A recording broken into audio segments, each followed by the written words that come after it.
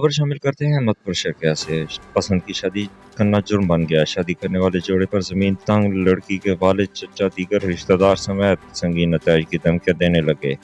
اپنی مرضی سے نکاح کیا ہے، ہماری زندگی کو خطرہ ہے، ٹی پی او بہاولپور تحفظ فراہم کریں۔ زوہا بی بی کی اپنے شوہر محمد شبیر کے ہمراہ پریس کانفرنس۔ احمد پور شرکیہ کی رہائشی زوہا بی بی نے اپنے شوہر محمد شبیر داد پوترا کے ہمراہ میڈیا کو بتایا کہ اس نے تقریباً 1.5 ماہ قبل نکاح کر کے پسند کی شادی کی ہے اور باخوشی زندگی گزار رہے تھے کہ اس کے والد، چچا اور دیگر رشتہ داروں نے ان پر زمین تنگ کر دی اور فون پر قتل سمیت سنگین نتائج کی دھمکیاں دے رہے ہیں۔